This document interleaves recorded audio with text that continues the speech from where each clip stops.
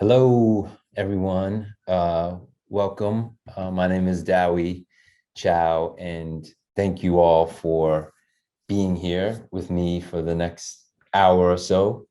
I'm going to try really hard to make this as interesting and informative as possible. So hopefully none of you accidentally fall asleep or end the Zoom call early.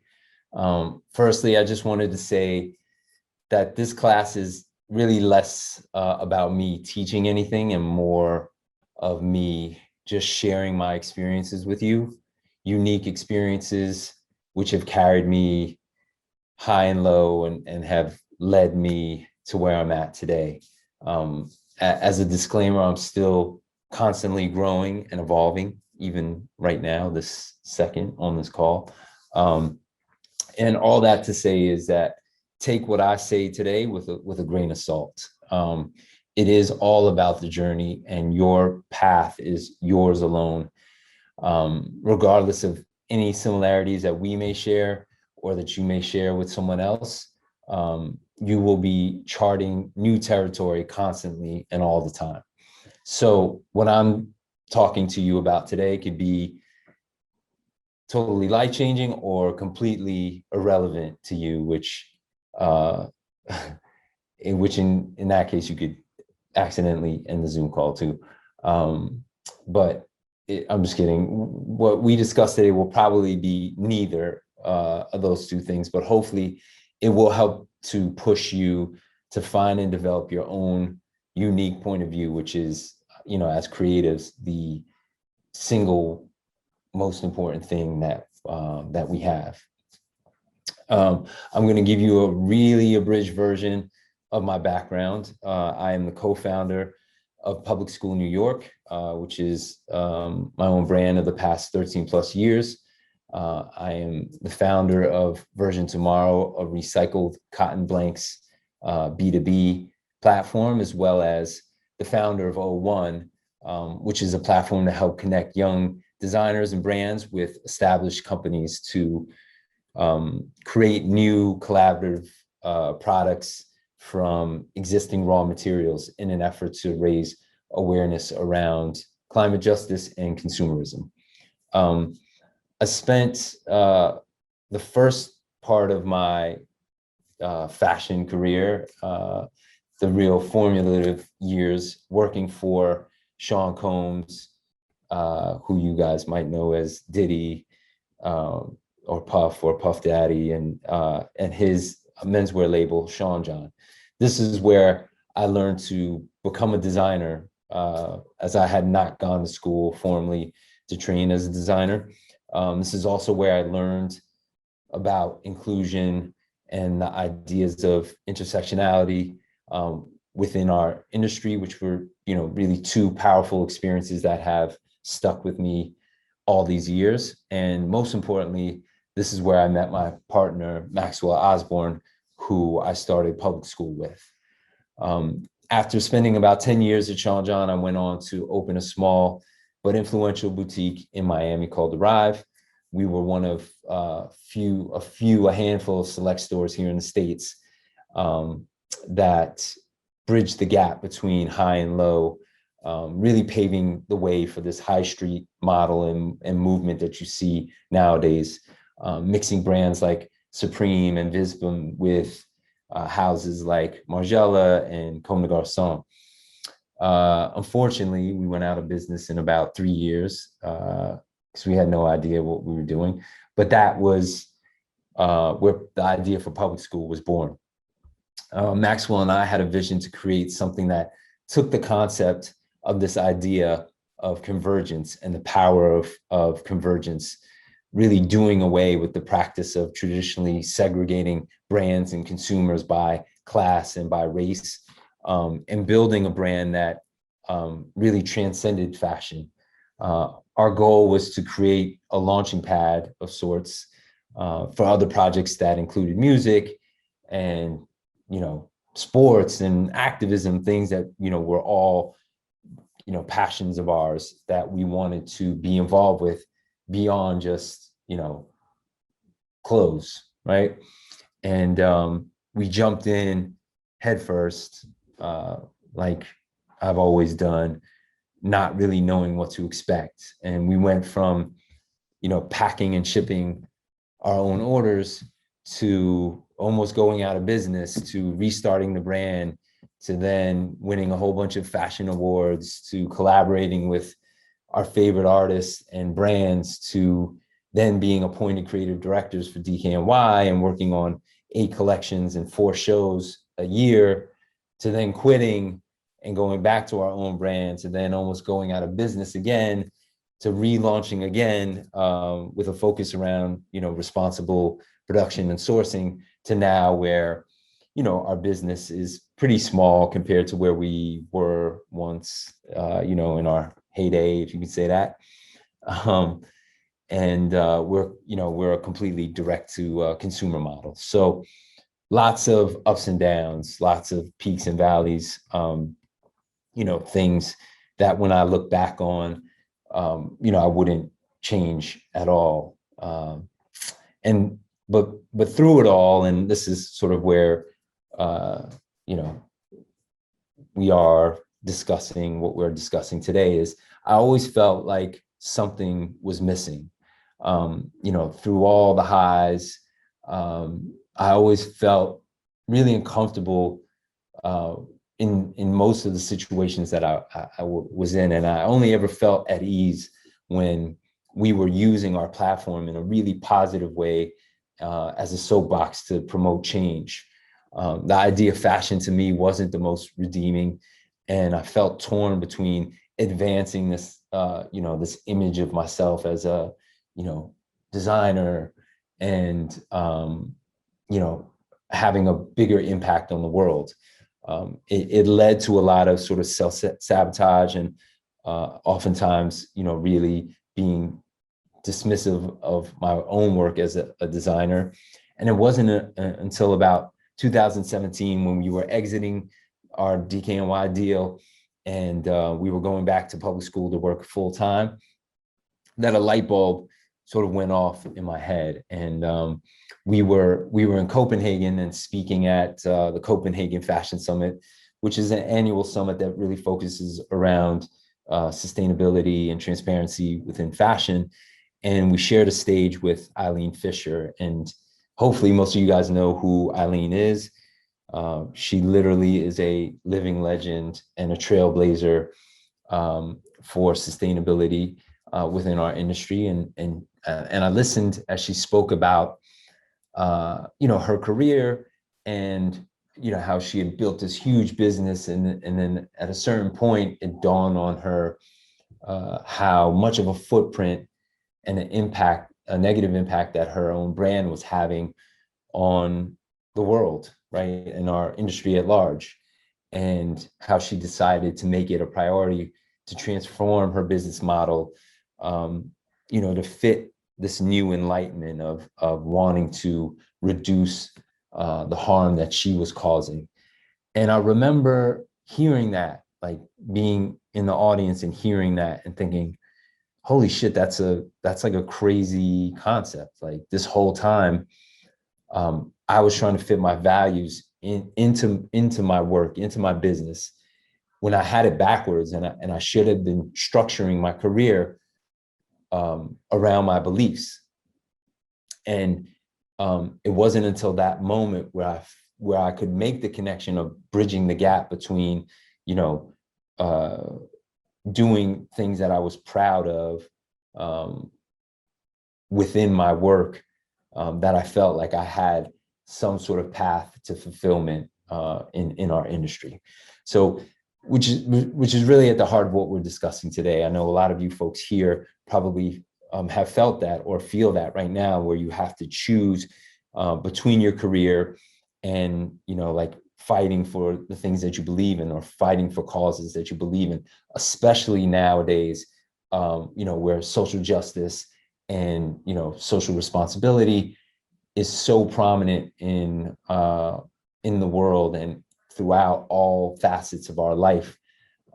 It's a fucked up feeling to feel like you ever have to choose between the two, right? Like shit, I might get in trouble at work, or, you know, this might be frowned upon, or, you know, I might be setting myself back if I am too loud, or if I'm too vocal, or if I'm, you know, fight too hard for the things that I believe in. And you see that across all different industries, not only just fashion. So if we can put up the poll question now. I'd like to get a sense and see how many, you know, what the makeup of the group is today. So if you could just answer the poll, that would be great. You know, because I think that as an entrepreneur, most of my, well, that's not even true. You know, I've had a balance of like having my own business and, you know, working for other brands, working for really big brands like LVMH, to really just having to worry about my own thing. And I think that that dynamic is really, you know, you know, will inform a lot of the ways that you can proceed and feel like how active you can be. You know, as an entrepreneur or the owner of your own business, you have somewhat more say in how you can interject the values into your company. And it seems like there's more entrepreneurs here than people who are working for a bigger brand or company. But in either case, you know, like, I think the idea of corporate responsibility, big and small, has become an inescapable choice for companies today. As consumers, you know, if you are supporting brands, you are supporting brands that you feel like have a stance and that have a value system that you can align to. And you know, for companies that don't have that and don't have any clue, you know, it's not a good thing for those brands nowadays. Anyway, I want to go into some slides that I prepared, and essentially they're just three major pillars of thoughts and ideas that I have always gone back to in my work, in my activism work. And I say that hesitantly because, you know, I don't necessarily think of my work in activism as something that I separate out from the rest of my life. Certainly not from work, and certainly not from you know, from my personal life. And so yeah, so these three things have always sort of been the filter of you know, of my thought process, of my approach to speaking out. And the first one is community, which undoubtedly is the most important thing when we talk about activism, or when we talk about, you know, fighting for causes. The power of change lies with the people. Without the people, there can be no movement at all. And that has been throughout the course of history, and that will be the same for every movement going forward. And for me, you know, when I was starting to get active, you know, I had to identify sort of all the different worlds that I belong to. So, you know, I'm a father, I'm a runner, I'm a designer. You know, those are like the three, you know, big things that I could think of as I identify myself, that I can use to then identify these circles that I'm in, these spheres of influences that I'm in. And so it's important that I had to, you know, really see myself for who I was, because I was part of these, you know, different worlds. And then thinking about how I could, you know, tap into each of those circles and see where the overlap was, and then leverage them across each other. That became a really powerful thing for me.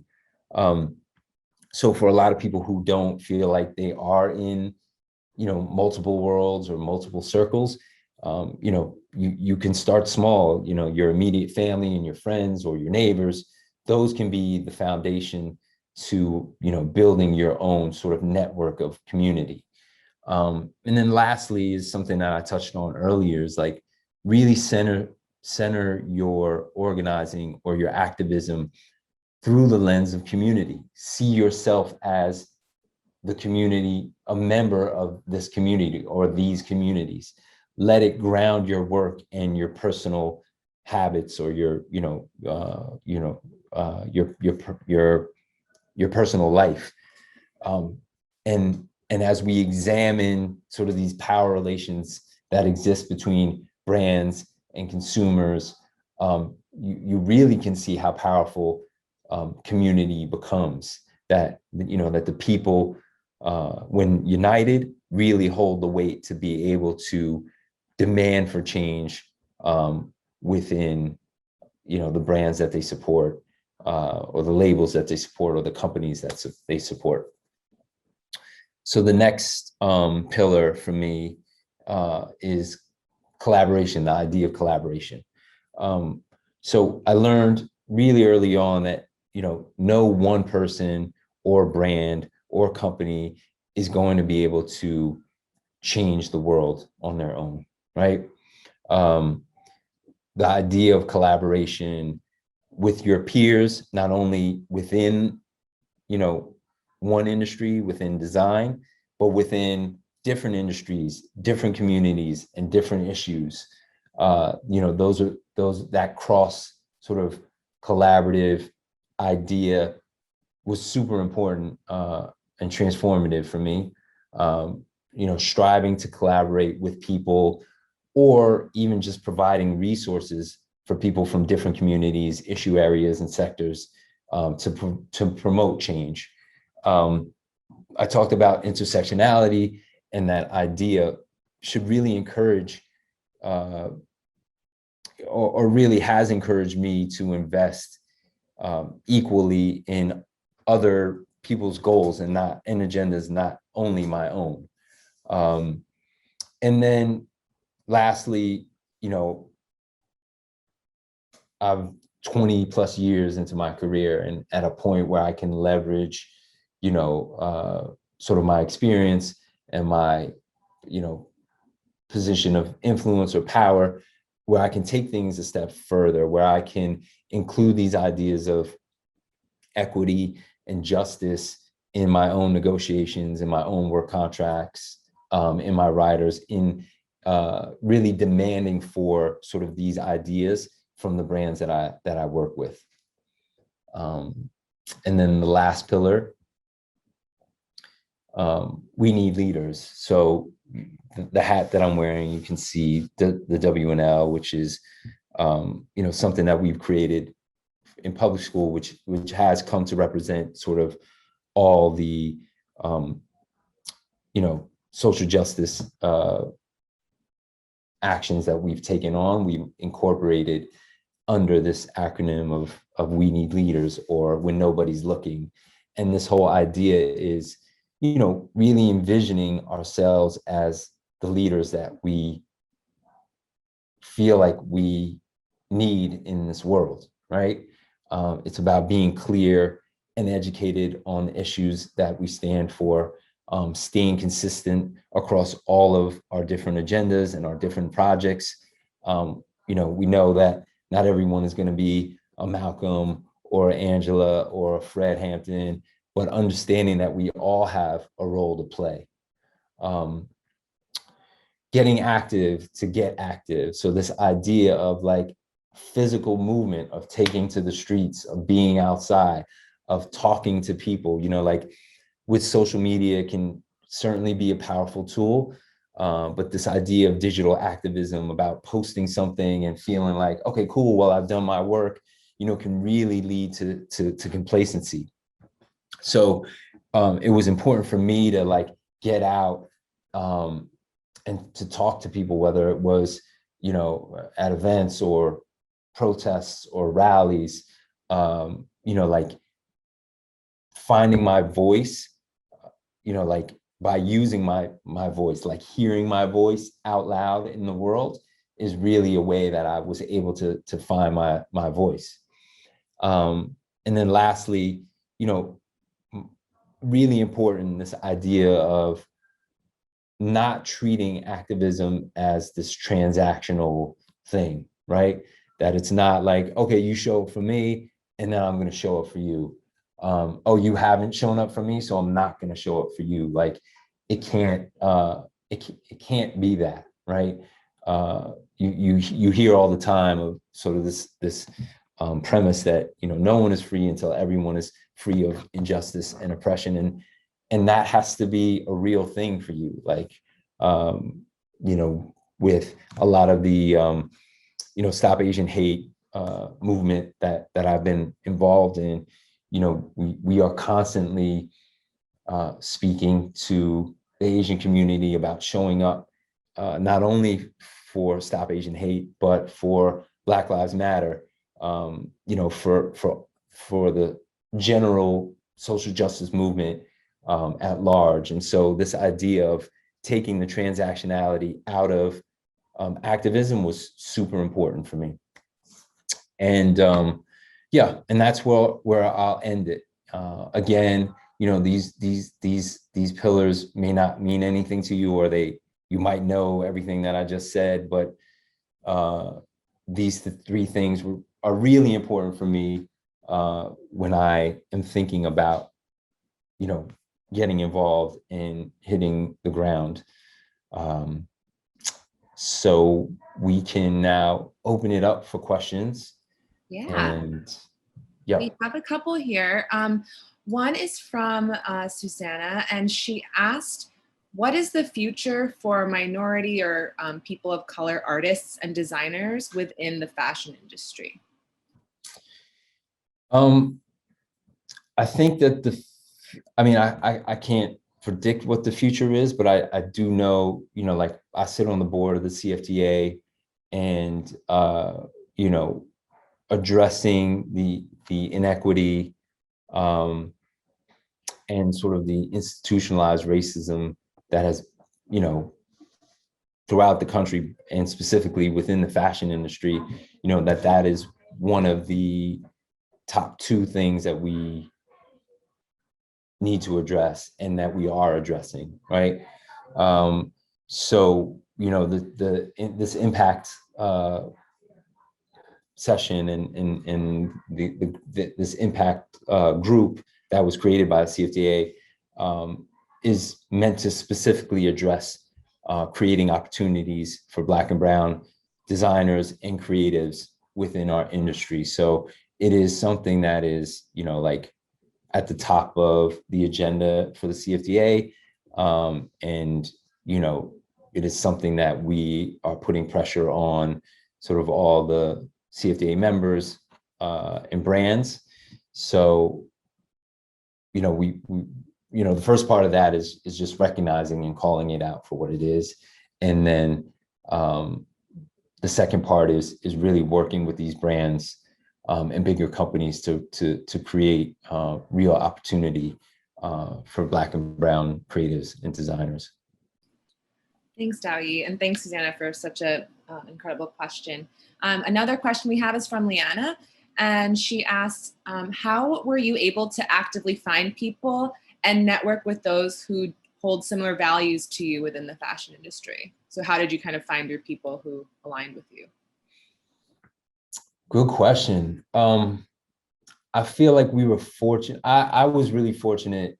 You know, as I look back on my career, you know, like I didn't talk about it, but my first job out of school was working as a music editor for Vibe magazine, which was owned by Quincy Jones, legendary producer, and then going from there to working for Sean John, like going to work for Black-owned companies really spoiled me in a way, because I never had to think about inclusivity in that regards. Like I was always around it, right? And you know, it wasn't until, you know, we started our own brand where we were really seeing sort of like the inequities of our industry. And this is like 2007, 2008, you know, pre-social media, pre sort of this whole inclusive moment that we're going through our industry now. So I was always around people that were like-minded. So I was fortunate in that sense that I didn't ever have to like go out and search for it. Like I was just in it, and I was lucky to be in it. And I think it, really shaped and informed my view of what our industry should be, and, what the working environments that I wanted to be around. Yeah, I've been lucky that I didn't ever really have to go and look for it. It was like there in the workplace for me. Thank you. Another question we have is from Tracy, and she wanted to know, how concerned are you about the bigger footprint that e-commerce creates with regards to sustainability? Yeah, I mean, you can't escape it, right? It's like the sort of digital revolution that we have been going through, that inevitably that is going to become the norm, right? Shipping supplies and extra materials and packaging and all those things. It's not only just fashion, right? It's like everything. People are not shopping for groceries anymore. They're getting shit delivered to their house. And so yeah, I'm very worried. I mean, but I read this funny billboard the other day. It's like, like save the world, kill yourself. And it's like, that's the only way that we could stop sort of, the huge footprint that all these industries have, but fashion in particular. So, yeah, I don't know really how to address that other than, support small businesses, local businesses, and I personally don't shop like on Amazon or, little things, that little symbolic wins for myself. Like, nah, I'm not gonna, I'm gonna find that at a store and not have it, shipped and algorithmized to my mainframe database. Like, I think there are small things that you can do. But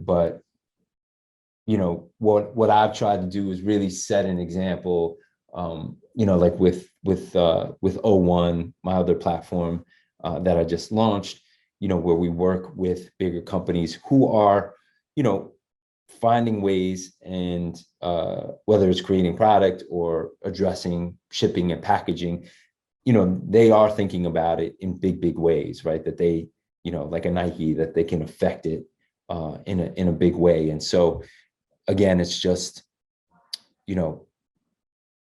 learning from the bigger companies, demanding certain ways to work with bigger companies, but they're, in most cases, they're already sort of leading the charge. So yeah, obviously it's a huge problem, and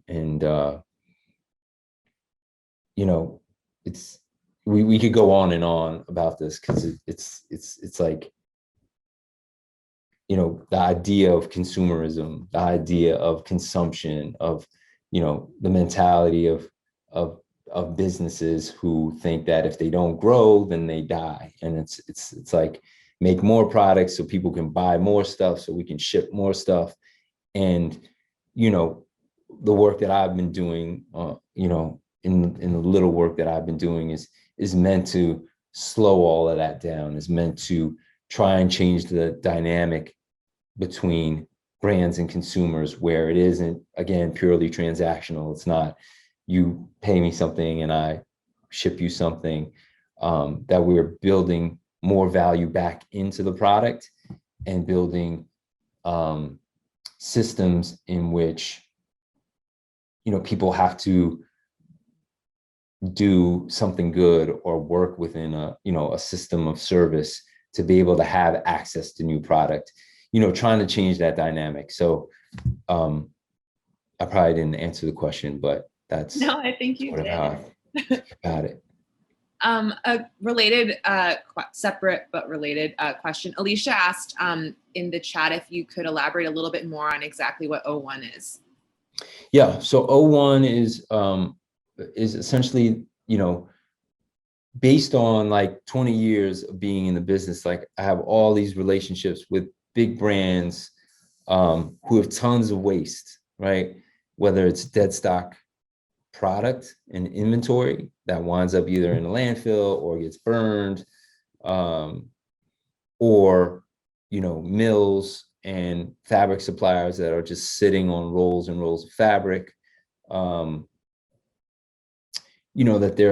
there's all this sort of waste in unused raw materials.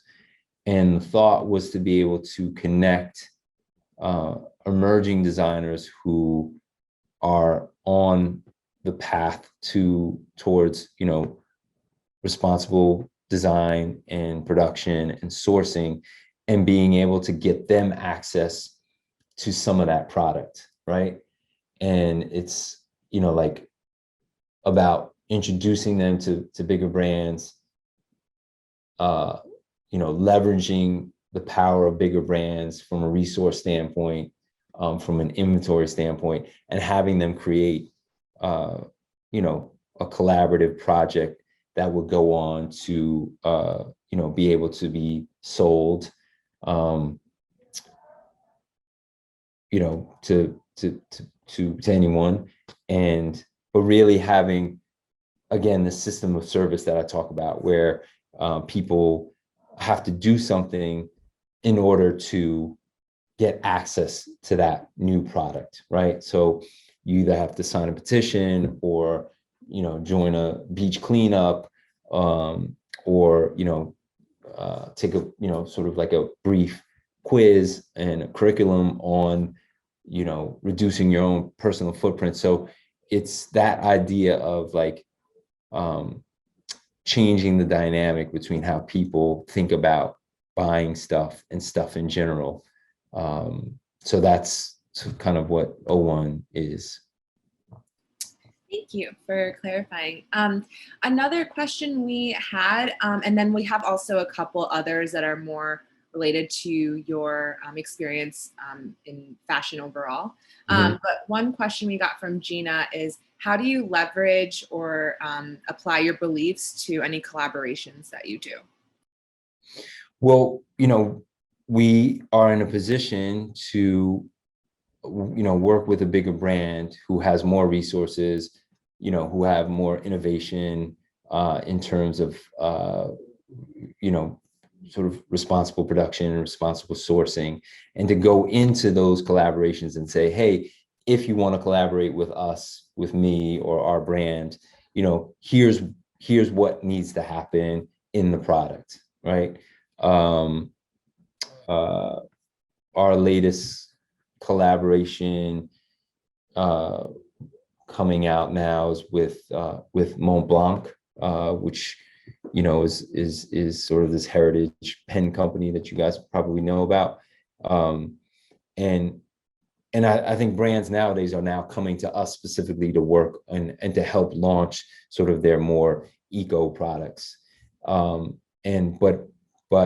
before that, it was really saying, hey, we have this idea to do X, Y, and Z, but we want to be able to create it in this way. We want to be able to see what what you guys have been developing and working on, innovation wise, if it's sneakers or if it's footwear, and how do we make this sort of, how do we lessen the footprint of what we're doing, and build that across the board, from the product, the packaging, the marketing of all those things. Like, how do we incorporate that frame of mind across all the different verticals of this product launch? Thanks, Dao-Yi. I have two more questions specifically on integrating activism and fashion.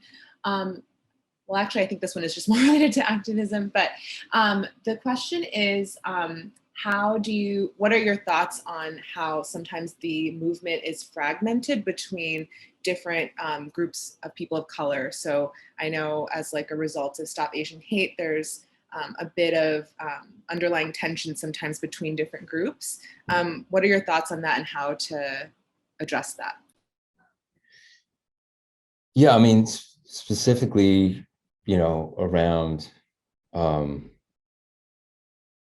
I think for the most part, people they get that we're sort of like in it together. But there are things, like nuances and experiences that need to be addressed. I mean, specifically with Stop Asian Hate, I had organized, a friend of mine and I had organized a Stop Asian Hate rally, the week of the shootings in Atlanta. And, it was meant to call sort of black and gold solidarity. And, we had a lot of feedback from, from people of saying, that there is no solidarity there, right? Like during the sort of the BLM summer of 2020, we didn't see, Asians out supporting Black Lives Matter. And there's certain things that you have to address, especially within the Asian community, that there exists anti-Blackness, there exists, the allure of white adjacency that has, developed and sort of like created a bigger divide between the Asian and Black communities. So I think specifically there, you have to sort of have those difficult conversations that exist. There are all those different dynamics between the different groups, and I think you have to address each of them separately, but under the guise of, your struggle has to be my struggle, right? Like it's not just I come out from my struggle and then when shit happens to everyone else, I'm just like, all right, you're on your own. You see that, the same institutions that are responsible for the murder and the incarceration of Black and brown lives, that those are the same institutions that are responsible for the shootings, that happened in Atlanta. And so eventually, that smoking gun is going to, move from one group and be pointed at the next group, right? And so it has to be, one for all for one. It has to, we have to have that mentality that you can't stand for, fighting against, oppression for one specific group and not lending that same energy and same support to fighting for justice for, any oppressed or racialized people. Amazing. Another question we actually just got in from Lena Cheng. She asks, when it comes to activism, how do you decide whether to take it upon yourself to start an initiative or call to action versus amplifying or directing folks to the orgs and leaders that already exist doing the work? Yeah, that's a great question. That's a super important question because, it takes a lot of work to organize, right? To start something from scratch. And 9 out of 10 times there exists something, that you envision in your head, right? And it's important to do the research to vet out the organizations and the people or the leaders who are spearheading those movements and jumping on to help amplify and if you have the resources, and if you feel like there is nothing out there that speaks specifically to what you want to address, then yeah, then you have to, you have to start it, build it your own way. But I think for the majority of the movements that have been happening, there's, a ton of groups who are sort of doing the same thing.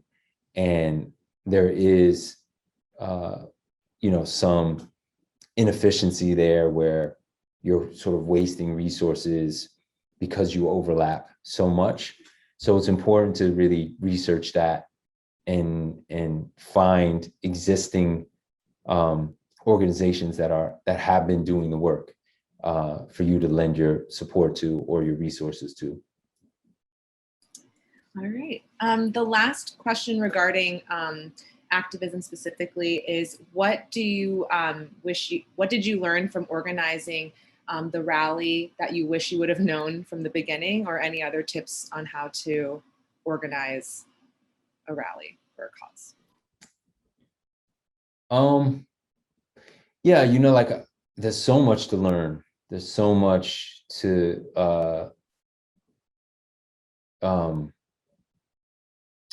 there's so much nuance that goes into it. I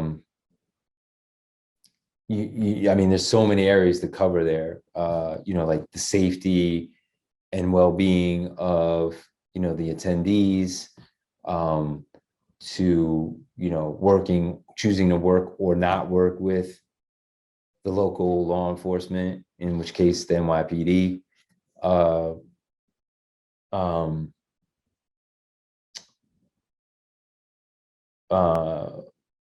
Like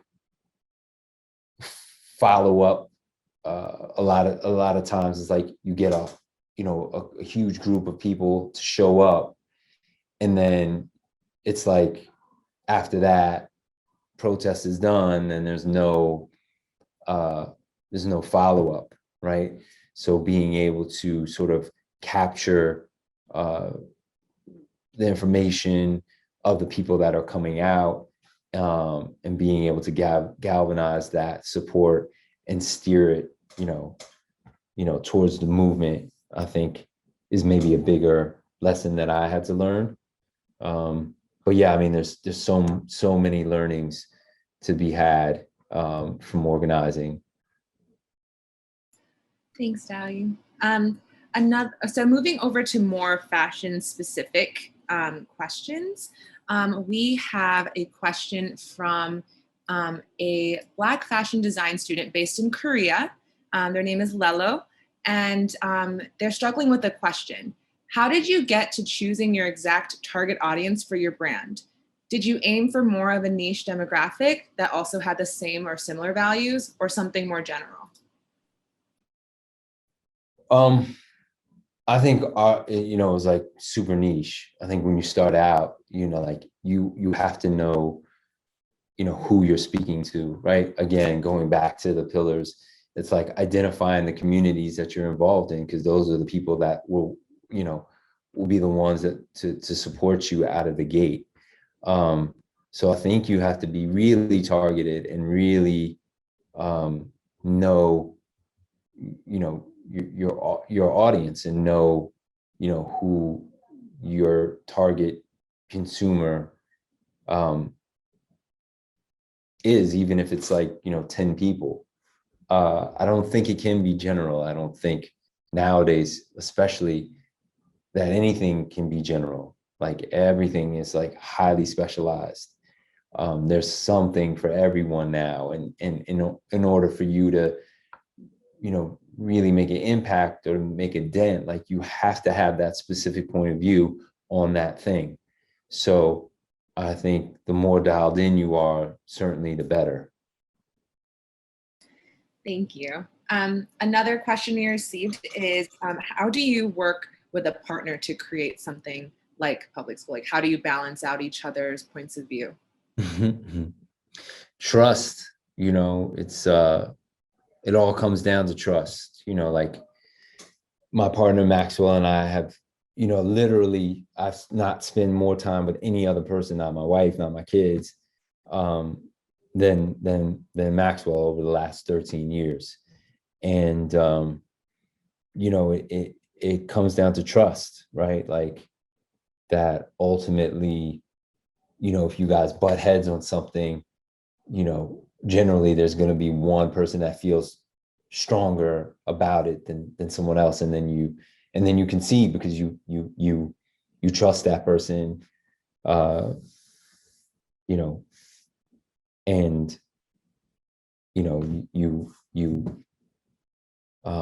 you give it up, right? You trust so much that that their decision making and their stance is going to be the right one. So it's certainly not easy, right? Working with a partner, there are pros and cons to it, and eventually, over a long enough period, you start to, like I mentioned before, you're constantly changing and evolving, and sometimes that's not in the same direction, right? And so you have to be able to, make sure that you're always attached somehow, and sometimes it's not realistic anymore. And over a longer course of period, you can't, like you just go your separate ways. So it is certainly tough. Amazing.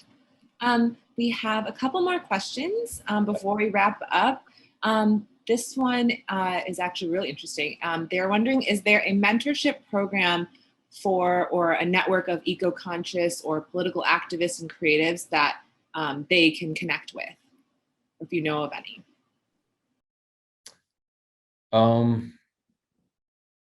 Related to this as well, we had someone ask about if there's like a link for O1 that they can read more about and learn more. Yeah. To answer the first part, what was the first question again? The first question was, is there a mentorship program or a network that you know of eco-conscious or political activists and creatives that we can connect with? Wow, that's a great question. And I don't know any off the top of my head, and there should certainly be.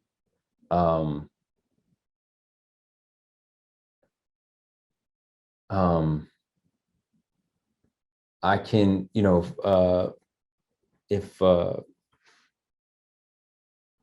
you can send me this, your email, then I could maybe follow up. Sure. And if it's the same person asking about O1, I could follow up with a link. Sure. They're two separate people, but I'll reach out to you guys and we can get that sorted for you. But thanks for your questions. Cool. Another question that we received is, this is coming from someone who is an illustrator, and she mentioned that she is first generation Latina. Because she's an illustrator, she wants to know how she can connect or collaborate with fashion designers to work together, because she's kind of fashion adjacent in some ways. Gotcha. Well, I think, again, Impact, which is the organizing body of this call, has, some resources to be able to maybe not put you in contact directly to designers, but or brands, but certainly, like steer you in the right direction. And then other than that, I think social media is always super helpful if they're, like brands that you really admire or that you want to work with, to DM them directly. Like we get that all the time, and you never know, what I'm saying? Like you never know what can happen from sending a DM. So yeah, that's great. And something to add as well, I know, Dao-Yi, you mentioned you're a board member at the CFDA. The CFDA Mhm. is doing the Impact Initiative on Creatively. It is a talent directory for creatives, Black and Brown creatives, but all creatives as well, and also provides opportunities at different fashion houses and companies if you guys are Yes. interested. And it's for all kinds of creatives, not just specifically fashion design students. So Mhm. I put that link in the chat. Cool. Thank you. That's what I was trying to Yeah, of you course. so eloquently just said that's what I was trying to refer to. Yeah, no worries. So yeah, I dropped the link in if you guys want to check it out. But for our last question, this is from Michael, and they asked, what was the big light switch moment when you knew what you were doing was actually helping you progress and move forward? Good question. I think that it happened simultaneously.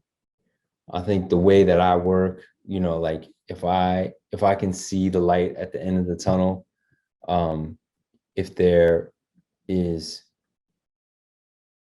inspiration and motivation involved, to want to help me get to the next day or the next hour, I think, like that to me was enough, right? Like I was in a place of like, and still like sometimes like,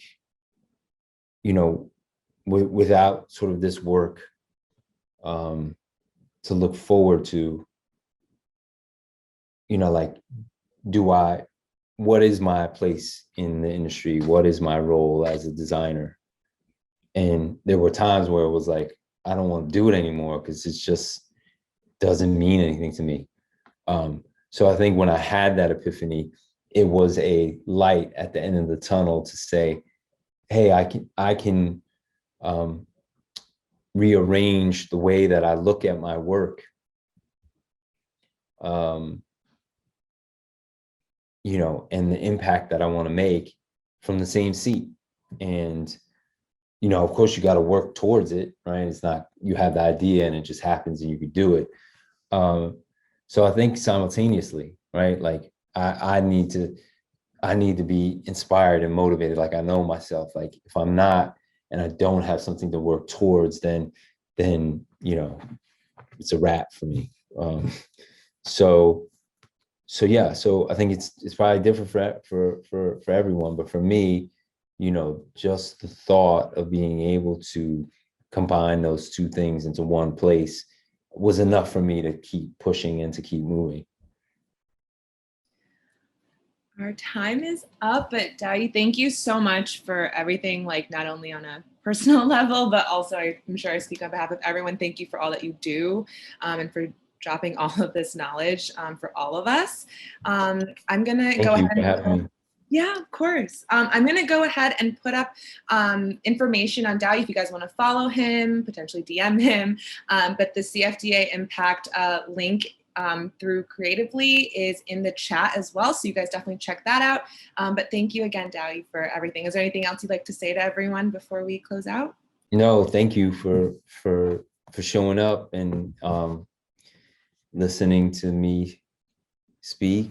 And yeah, I think showing up is the first step and the hardest step for whatever it is that you want to tackle. So thank you for being here.